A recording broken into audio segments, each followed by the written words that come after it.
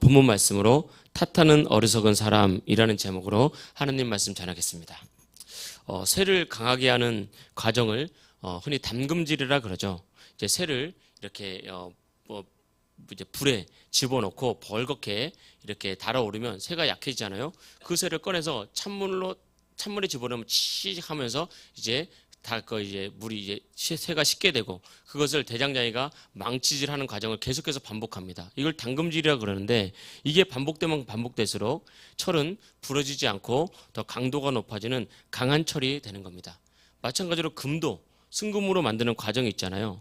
과거나 지금이나 금은 현물 가치로 가장 중요하고 귀하게 여겨지는 그런 것이 순금입니다. 그러니까 금강석을 캐낸다고 해서 금이 되는 것이 아니거든요. 그 캐낸 금강석을 용광로에 넣어서 여러 번 재련의 과정을 거치면서 불순물을 빼내면 결국은 99.99%에 이르는 순금을 만들게 되는 것입니다.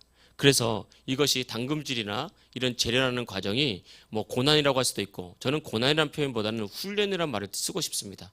왜냐하면 이것은 우리를 무너뜨리기 위한 것은 고난이라면 어찌 보면 이제 고난처럼 다가오고 고난과 비슷해 보이지만 사실은 우리를 정금되게 만들고 또 강한 철같이 만드는 것은 하나님의 훈련이거든요. 그래서 신앙도 마찬가지라고 생각합니다. 훈련 없는 신앙은 없거든요. 어떤 것이든 훈련 없는 신앙은 없습니다. 운동선수가 훈련 없이 올림픽에서 금메달을 딸 수가 없죠. 우리가 금메달 딴 선수들에 대해서 축하도 해주고 칭찬도 해주고 박수도 쳐주지만 우리가 신앙의 세계에서만큼은 우리도 남들을 칭찬해주는 것으로 끝나지 말고 우리 역시 신앙의 금메달을 반드시 따야 된다는 것입니다. 그런 의미에서 신앙도 강한 신앙이 있고 약한 신앙이 있고 또 순결한 신앙이 있고 불순물이 가득한 신앙이 있습니다. 우리가 언제 강한 신앙이 되느냐? 훈련의 때를 만나서 그 훈련을 이길 때마다 강한 신앙이 되는 것입니다. 언제 우리가 순금처럼 정결하고 아름다운 신앙이 되느냐? 그래서 훈련의 때를 만나서 우리 안에 들어온 불순물, 세상이라는 찌꺼기들을 계속해서 빼내는 과정 가운데 그 훈련을 잘 통과하게 되면 순결하고 정결한 신앙으로 아름답게 서게 되고 하나님께 인정받고 칭찬받게 되는 겁니다. 근데 이 훈련은 항상 고난과 비슷한 모습으로 오거든요. 훈련을 통과하는 과정이 어렵기 때문에 이것을 때로는 고난이라고 부르는 것입니다. 용광로 같이 이기기 힘든 시험과 문제가 우리에게 오죠. 이때 이게 고난이다라고 생각하면 그 어감 자체가 이미 우리 안에 부담이 됩니다. 그래, 이거 훈련이다. 내가 더 강한 신앙, 정결한 신앙, 더 나아가서는 하나님의 복받는 신앙으로 나가는 훈련이다라고 인식하면서 더 예수님을 의지하다 보면 신앙이 강해지고 정결해지면서 정말 아름답고 쓰임받는 능력 있는 그런 신앙이 되는 것입니다. 그래서 순금이 같은 금 중에도 더 가치 있고 담금질된 철이 더 강하게 쓰임받는 것처럼 우리의 신앙도 항상 연약한 데만 머물러 있으면 안 되고 강한 신앙, 순결한 신앙으로 나아갈 수 있도록 신앙의 올림픽에서 우리가 금메달을 따는 믿음의 경주를 할 수 있도록 스스로 날마다 점검하면서 스스로를 다잡는 그런 모습이 필요한 것입니다. 그래서 바라기는 여러 가지 문제와 어려움이 있더라도 이건 나를 더 강하게 만들고 복주기 위한 하나님의 예비하신 훈련이다라고 생각하면서 신앙을 잃지 말고 그 속에서 예수님의 이름 부르면서 이겨내고 견고한 신앙으로 쓰임받는 신앙으로 성장할 수 있기를 주의 이름으로 축복합니다. 그래서 본문 말씀으로 두 가지 말씀 전할 텐데, 첫째는 신앙의 훈련을 통과하라는 거예요. 우리가 신앙의 훈련을 통과할 때는 우리가 어떤 훈련이라는 것들 열심히 하는 방법도 있거든요. 물론 열심히 하는 것도 중요합니다. 근데 열심히만 하다 보면 사람은 지치게 되거든요. 사람이 열심히 할 한계가 있기 때문에 열심히 하되 거기를 더해서 즐겁게 통과를 하십시오. 결과를 바라보면서. 성경을 보면 예수님도 십자가의 고난을 어떻게 참을 수 있느냐?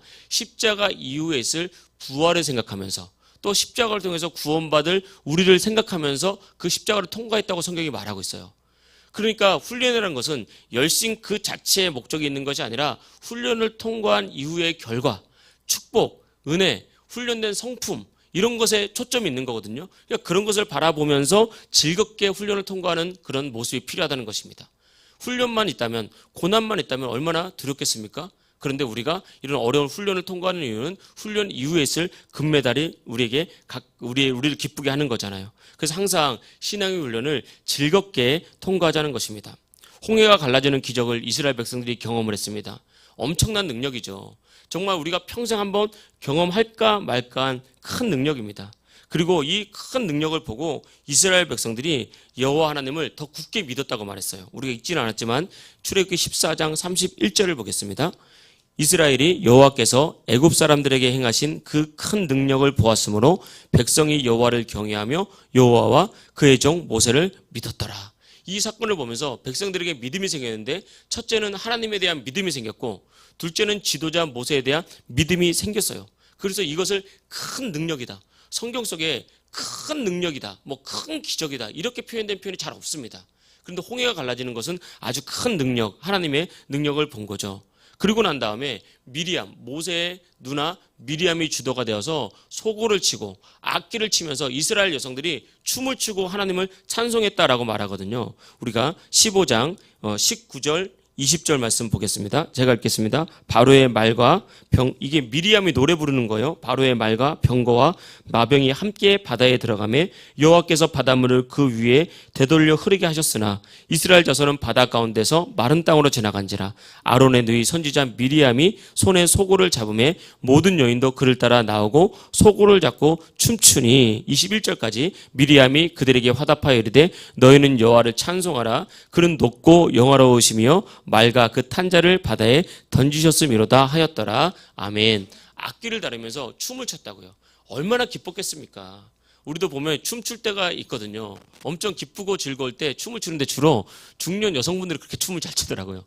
조금만 흥이 나면 막 앞에 나서 춤추고, 얼마나 기쁘면 즐거우면 춤을 추겠어요. 그 큰 기적을 보면서 바로의 군사들은 물에 빠져서 수장되고, 이스라엘 백성들은 마른 땅으로 나오는 이 큰 기적을 보면서 너무 기뻐서 소고치고 장구치고 춤추면서 하나님을 기뻐했습니다. 엄청난 기적이죠. 그런데 3일 후에 문제가 생겼어요. 이 홍해를 지나서 광야길로 본격적으로 들어갔는데 3일 동안 아무 마실 물을 구하지 못한 거예요. 얼마나 목이 마르겠습니까? 그래서 그 목이 마른 상태에서 마라라는 지역에 도착을 했는데 거기에 우물이 하나 있는 거예요. 그 오아시스죠. 그 우물이 하나 있어요. 그래서 이스라엘 백성들이 너무 급한 나머지 그 물을 막 마셨는데 그 물은 쓴물이라 먹지 못한다라고 했어요. 여기서 쓴물이라는 것은 독이 들어가 있는 그런, 그러니까 여기서 먹으면 막 맹독 이런 거 많은 것이잖아요. 먹으면 토하고 설사하고 막 견딜 수 없는 더 한기가 나고 이런 것들. 그러니까 먹을 수가 없는 물이었어요. 먹었더니 막 어린 아이들부터 막 토하고 배탈이 나고 설사를 하고 막 견딜 수 없는 그런 상황이 된 거죠. 그때 하나님께서는 이스라엘 백성들이 얼마나 목마른지 왜 모르겠습니까? 하나님 우리를 사랑하잖아요. 우리의 작은 신음까지도 하나님께서 돌보신다 그랬거든요. 이스라엘 백성들이 3일길 동안 물을 먹지 못해서 지치고 괴롭고 힘든 걸 알고 있었어요. 그런데 왜 하나님은 마라의 단물을 준비하지 않고 마라의 순물을 준비하셨을까요? 왜 이들에게 사람의 눈으로 보면 고난, 하나님의 눈으로 보면 훈련, 이걸 왜 준비하셨을까요? 말 그대로 하나님은 뭔가를 예비하고 준비하면서 테스트하는 거예요. 테스트. 다 이유가 있는 거라고요. 이게 하나님의 훈련이라는 것입니다. 그래서 하나님은 이스라엘 백성들을 테스트하기 위해서, 훈련시키기 위해서 마라의 단물이 아니라 마라의 쓴물을 이렇게 준비해 놓았다는 것입니다. 그래서 하나님께서는 이스라엘 백성들이 홍해의 큰 기적을 보고 경험하고 난 이후에 어떤 상황이 와도 나를 신뢰하는지, 나를 믿고 있는지, 여전히 그 말씀을 신뢰하고 있는지 하나님이 테스트를 한 거예요.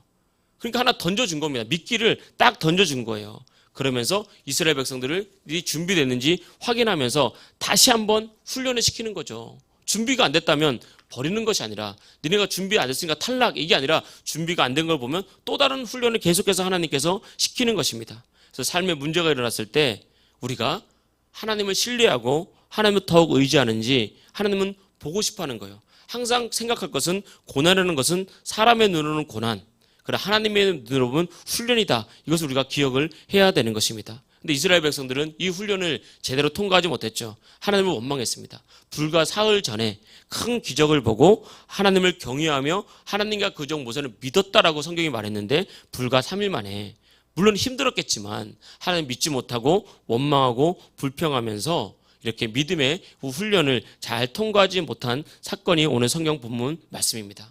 이 본문 말씀을 통해서 우리가 알 것은, 우리가 신앙생활하면서 하나님의 응답, 축복, 기적, 이거 너무 중요하고 필요한 겁니다. 물론 하나님 이걸 약속하고 있고 우리도 응답과 기적과 축복을 해서 기도하고 믿음 생활합니다.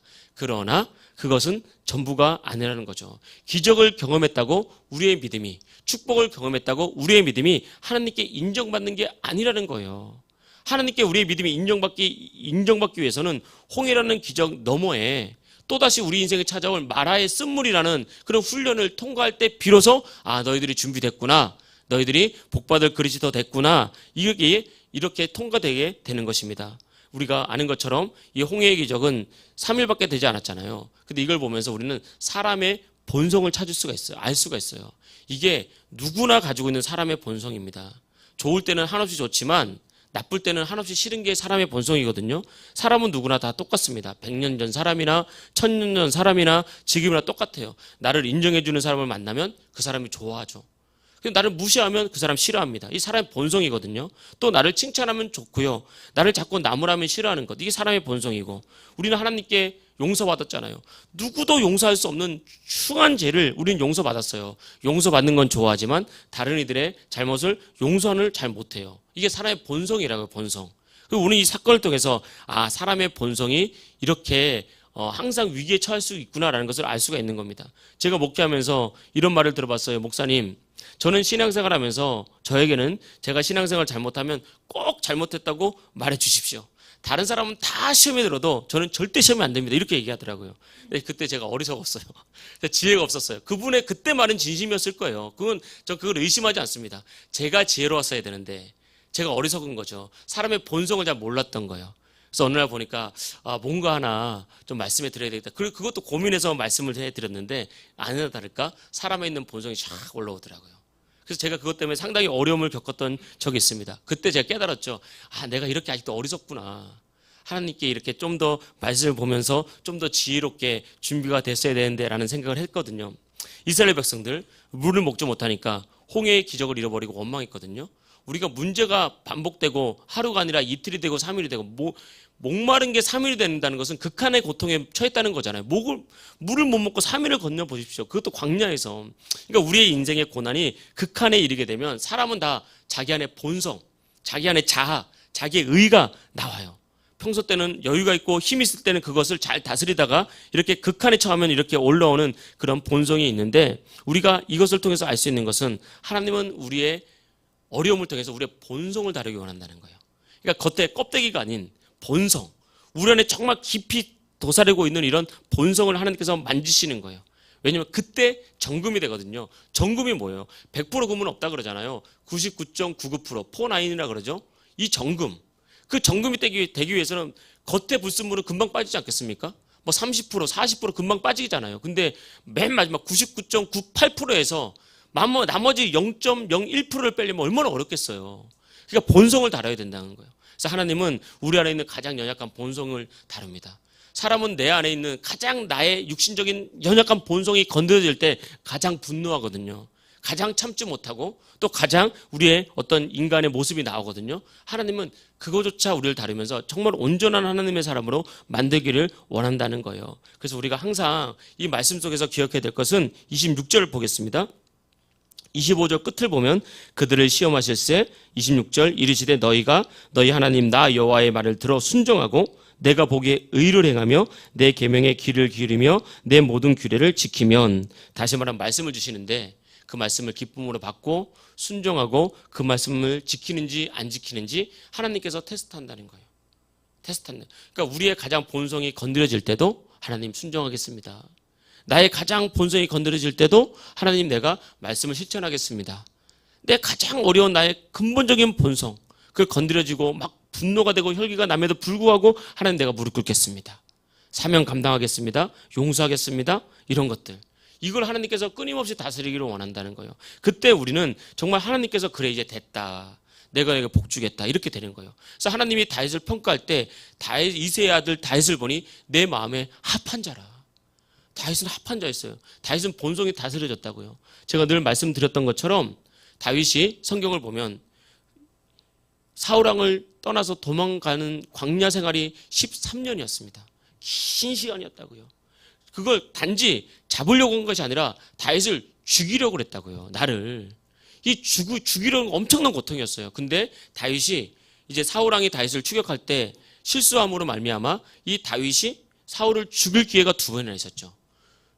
다윗은 사울을 죽이기만 하면 금방 왕이 될 사람이었습니다. 그래서 다윗을 따르던 400명의 용사들, 두 번째 600명의 용사들은 하나님께서 주신 기회라고 생각을 했어요.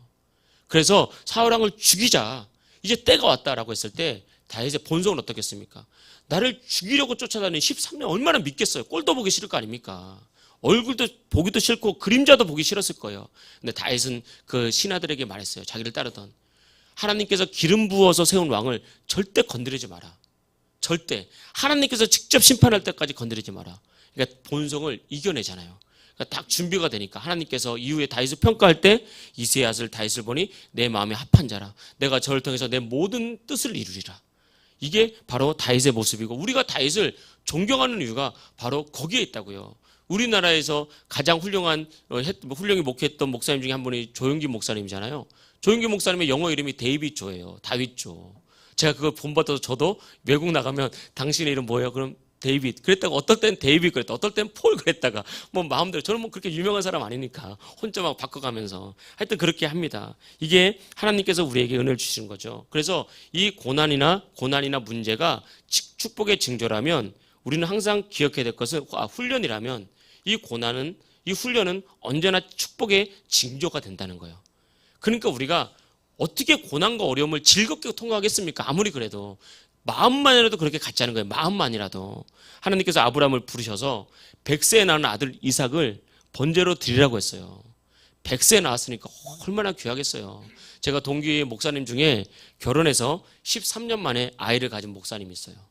그러니까 아직도 초등학교가 들어가지도 않았는데 50대 중반이에요. 50대 중반. 그래서 늘 이제 가끔 이제 통화하라 그러면은 걱정이 많아요. 그런데 13년 만에 아이를 낳아서 얼마나 애주중지한지 모릅니다. 가보면 이제 얼마나 애주중지하냐면 제가 그냥 그만 좀 하세요. 그만 좀 할 정도로 얼마나 애주중지한지 몰라요. 얼마나 귀하겠어요. 진짜. 그런데 하나님은 이 아브라함이 100세에 낳은 아들, 100세에 낳은 아들, 이 아들을 번제로 드리라는 거예요. 번제라는 것이 무서운 거거든요. 각을 떠서 그 살과 내장 같은 건 버리고 살과 뼈는 태워가지고 하나님께 올려드리는 거예요. 이게 번제라, 이게. 근데 번제를 드리라고 하거든요.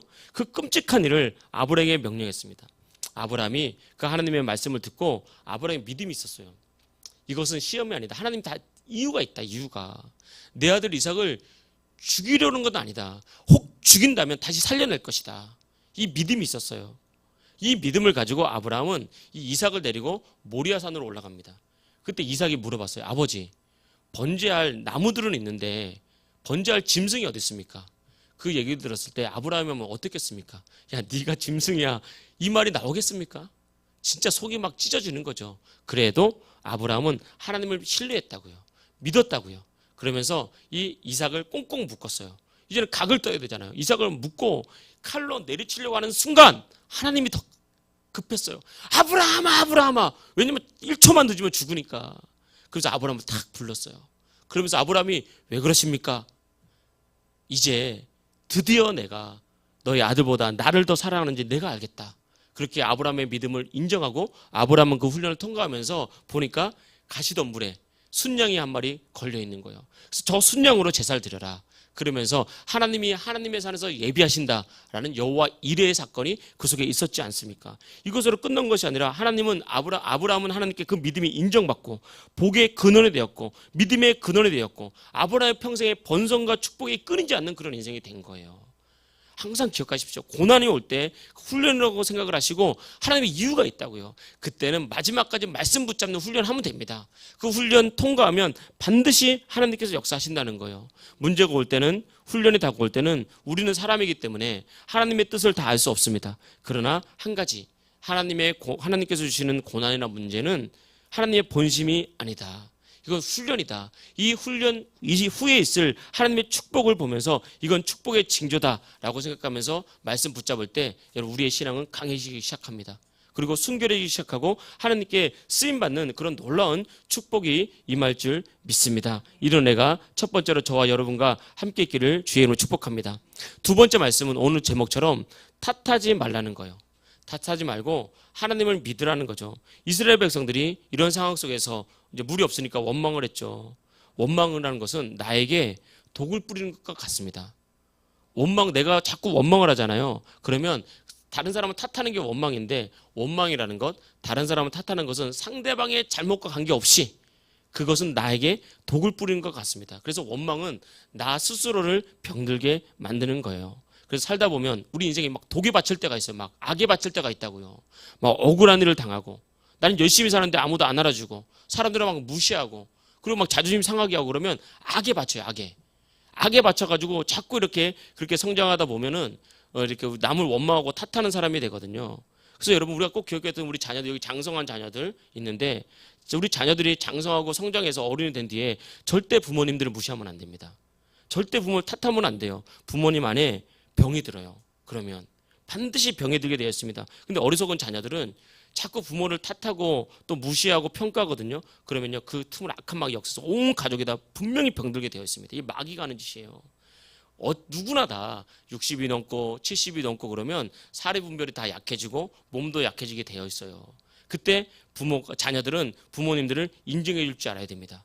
그리고 부모님들을 세워줄 줄 알아야 돼요. 그래야 악한 영이 역사하지 않고 그 가정은 진짜 명문 가정이 되는 거예요. 성경 보십시오. 여러분, 우리가 성경을 보면 부모님들을 원망하고 탓하는 거 하나님도 굉장히 싫어하는 거예요. 하나님도 그거 기뻐하지 않습니다. 부모님이 부족해도 부모님의 마음을 헤아리고 공경할 때 하나님은 그 사람을 인정해주고 그 사람에게 복 주시고 그 사람을 잘 되게 하는 거예요. 이렇게 뭐 부모 탓도 있겠지만 살다 보면 여러 가지 탓이 있잖아요. 부모 탓, 자식 탓, 환경 탓, 남편 탓, 뭐 아내 탓, 뭐 이런 것들을 가진 사람의 습관이 있어요. 고질적인 습관이 뭐냐면 대화를 하다 보면 자꾸 다른 사람을 깎아내려요. 농담을 해도 깎아내리고 자꾸 다른 사람 비교하고 그러면서 은근슬쩍 자기를 높이고 그러면 자꾸 상처를 주거든요. 그런데 정작 자신은 몰라요. 정작 내가 그렇다는 걸 모른단 말이에요. 왜냐하면 내가 시력이 어두우면 앞이 안 보이듯이 마음의 눈이 어려워졌기 때문에, 마음이 병들어졌기 때문에 내가 그런 사람인 줄 몰라요. 그래서 내가 똑똑하다고 생각하지만 사실은 제일 어리석은 사람들이거든요. 이게 패턴입니다. 패턴. 그렇게 살아가는 사람들은 항상 그렇게 살아가요. 우리가 그걸 잘 점검하고 봐야 되는 거죠. 그래서 우리가 항상 기억해야 될 것은 이런 원망과 탓하는 것은 하나님께서 원치 않는 거다. 기뻐하지 않는 거다. 그래서 성경을 보면요, 원망할 때는 가정은 불행해지고요, 원망할 때 조직은 깨집니다. 이스라엘 백성들도 하나의 공동체 조직이잖아요. 원망하면 조직 깨져버려요.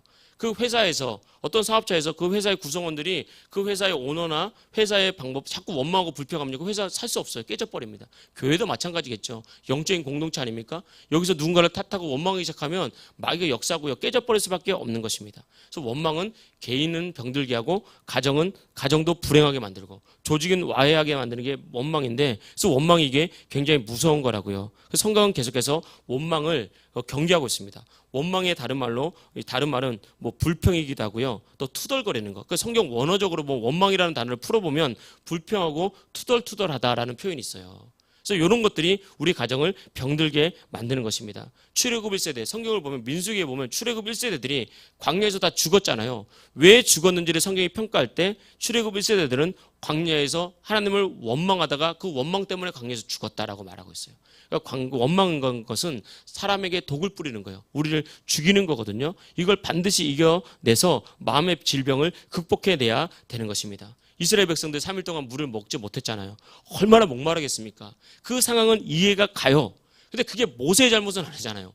모세가 물을 안 준 게 아니잖아요. 모세의 잘못은 아닌데, 그런데 이스라엘 백성들은 모세를 원망하기 시작했어요. 저는 이걸 보면서 모세는 위대한 지도자였지만 외로운 지도자였다라고 생각이 들어요. 모세는 200만 명을 끌고 가잖아요. 그러면 이스라엘 백성도 목이 마르겠지만 모세는 말도 해야 되고 얼마나 목이 마르겠습니까? 단 한 명도 모세에게 와서 지도자 모세시여 목마르지 않습니까? 라고 말한 사람이 한 명도 없고요. 이후에 마라의 쓴물이 단물로 바뀌었을 때도 자기 물 먹기 바쁘지 누구 하나도 물을 떠다가 모세에게 한 잔 드시라고 갖다 주는 사람이 없었어요. 이걸 보면서 모세는 위대한 지도자였지만 외로운 지도자였구나. 하나님, 저도 외롭지 않게 해주세요.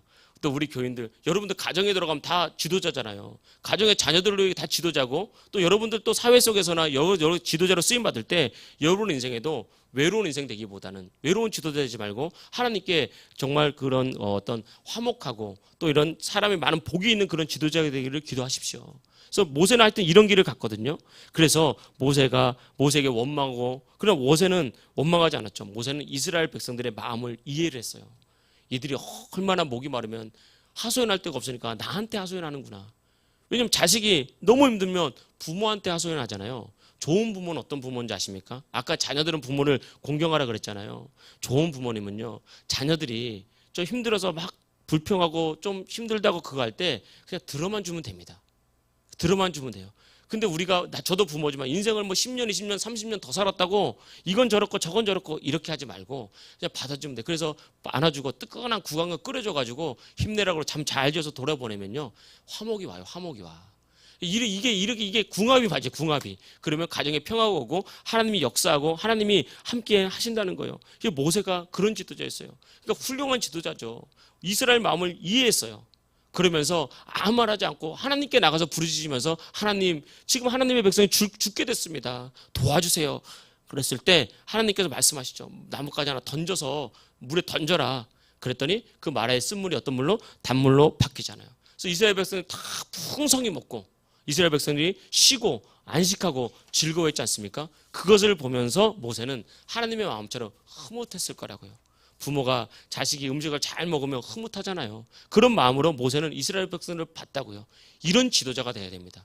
우리도 이런 지도자가 되기를 꿈꿔야 되는 거예요. 그래서 넉넉하고 여유롭고 아버지의 마음을 품은 지도자는 거죠. 그리고 가만히 보면요, 형통의 원리, 문제를 해결하는 원리, 복받는 원리가 정말 쉽습니다. 이 마라의 쓴물을 단물로 바꾸기 위해서 모세가 막 물을 휘젓고, 자, 물 다 퍼, 이쪽으로 옮겨, 뭐 정수기 갖고 와서 정수기 필터 돌리고 이렇게 했습니까? 안 했다고요. 함께 기도했더니 말씀 딱 주시잖아요. 그래서 말씀대로 딱 해냈더니 마라의 쓴물이 한순간에 단물로 바뀌지 않습니까? 그러니까 모세가 한 것은 문제를 가지고 하나님께 나간 것밖에 없다고요. 이게 믿는 자들의 특권입니다. 그래서 우리 딱 믿는 자들은 인생이 쉬운 인생 살 수 있어요. 다 똑같이 고난도 오고 어려움도 와요. 그러나 길이 뻔히 정해져 있잖아요. 이 문제는 하나님께 달려있다. 하나님께 나가서 엎드려 기도하면 하나님께서 해결해 주시는 겁니다. 그래서 우리가 기억해야 될 것은 문제거리는 기도거리다. 문제를 기도 제목으로 삼으면 언제나 기적은 일어난다. 이것을 기억해야 됩니다. 그리고 내가 하는 것이 아니라 하나님께서 하는 거다. 그래서 인생을 쉽게 살아가야 됩니다. 그렇지 않고 내가 하려고 그러잖아요. 때가 되면 다 병나요. 때가 되면 다 공허와 외로움 찾아와가지고요. 때가 되면 이렇게 해서 내 힘으로 자꾸 살려고 하면 때가 되면 원망하기 싫어도 나도 모르게 원망과 불평이 나오는 그런 인생이 됩니다. 가장 고생은 고생대로 하고 불행한 인생. 아니, 고생을 했으면 행복해져야 되잖아요. 애쓰고 힘쓰고 살았으면 나중에라도 행복해져야 되잖아요. 근데 내 힘으로만 자꾸 살려고 하면 고생은 고생대로 하고 나중에 불행해져요. 외로워져요. 인생이 공허해요. 내가 살아가는 의미가 없어져요. 그래서 이 땅에 수많은 중년 여성들이 우울증에 걸리고 있지 않습니까? 진짜 대한민국이 저는 참 보면 볼수록 우리나라가 어쩌다가 이렇게 되었나라는 생각이 많이 들어요. 우리 믿는 사람들은 예수님 안에서 다른 인생 삽시다. 우리가 이렇게 되면 믿지 않는 사람들이 보고, 그래, 저 사람도 외로웠을 텐데, 저 사람도 힘들게 살았는데 그래도 저 사람 안에는 기쁨이 있구나, 원망이 있기보다는 행복이 그래도 남아있구나, 그러면서 예수님의 이름이 자연스럽게 증거되는 것입니다. 우리가 이 땅을 살아가면서 원망하지 말고 낙심하지 말고 그냥 하나님께 나와서 우리의 문제를 드리면서 기도하면 하나님께서 책임지시고 가장 선한 길로 인도할 줄 믿고 신앙생활하기를 축복합니다. 그리고 난 다음에 마라의 쓴물이 단물로 바뀐 것으로 끝나지 않았어요. 항상 하나님의 은혜는 더한 은혜가 있습니다. 더한 은혜. 이거 꼭 기억하십시오. 27절 보겠습니다. 그들이 엘림에 이르니 거기에 물샘 12과 종려나무 70그루가 있는지라 거기서 그들이 그 물 곁에 장막을 치니라. 아멘. 이 물을 잘 먹고 나서 이동을 했는데 이동을 한 그 자리가 엘림이라는 지역이었어요. 엘림이라는 지역은 물샘이 12이 있었다 그랬어요. 그러니까 물이 막 마르지 않는 거죠. 그러니까 200만 명이 마라의 단물이라도 200만 명이 한 물에서 먹으려고 그러면요, 제일 뒤에 있는 사람 얼마나 기다려야 됩니까? 그래서 물 어쨌든 먹고 남았는데 엘림에 가니까 물샘 12이 있는 거예요. 12분의 1로 팍 줄어버리잖아요. 그래서 넉넉하죠. 그리고 종려나무 70그루. 그러니까 여기서 성경에서 말하는 12, 7, 10 이런 건 완전수거든요. 그러니까 종려나무 70그루가 있다는 것은 하나, 둘, 70개 이게 아니라 이스라엘이 충분히 쉴 만큼 종려나무가 가득했다는 거예요. 광야에 있을 수가 없는 그런 일이 나타나게 된 거죠. 이게 바로 훈련을 통과한 하나님의 백성들의 더하는 축복이라는 거예요. 그냥 문제만 해결된 것이 아니라 미처 구하지 않은 다른 축복도 하나님 우리에게 주시는 거예요. 그러니까 병을 고쳐달라고 기도했는데 병도 낫고 엘림이라는 곳에 도착하고, 물질의 문제를 해결해달라고 기도했는데 물질의 문제도 해결되고 직장의 문제도 해결되고, 더하는 은혜, 이걸 사자성어로 일거양득이라고 그러잖아요. 일거양득. 한 가지 일로 두 가지를 이루는 것, 얻는 것. 이거 이제 우리 속담으로 재밌는 거, 일거양득 우리 속담으로 있잖아요. 도랑치고 가지 잡고 또 마당 쓸고 돈 줍고. 얼마나 좋아요. 마당 쓰는데 돈 딱 줘요. 이사를 해서 장롱을 옮겼는데 거기에 뭔가 뒤에 봉투 하나 떠있는데 보니까 뭐 3만 원, 5만 원, 500원만 해도 엄청 즐겁더라고요. 이사할 때 500원이면 하고 뭐 동전이 좀 커. 그럼 지고 왔어 500원. 그러니까 이런 일을 하면 주신다는 거예요. 삶의 기쁨을 더하여 주십니다. 그래서 항상 우리가 믿음의 훈련을 볼 때 고난으로만 인식하지 말고요. 아, 하나님의 훈련이다. 훈련 이후에는 문제 해결뿐만 아니라 더하는 일거양득의 은혜가 있다. 이런 것을 깨닫고 항상 고난이 오면 훈련이다 생각하지 말고 여전히 예배를 포기하지 말고 예배드리고 여전히 하나님께 나와 기도하고 낙심하지 말고 하나님 도와주실 것을 믿고 찬송하고 서로를 원망하고 탓하지 말고 오히려 격려하면서 우리가 서로를 세워주고 하나님을 신뢰하면 반드시 엘림을 만나는 그런 축복이 임할 줄 믿습니다. 이 은혜가 저와 여러분과 함께 있기를 주의 이름으로 축복합니다.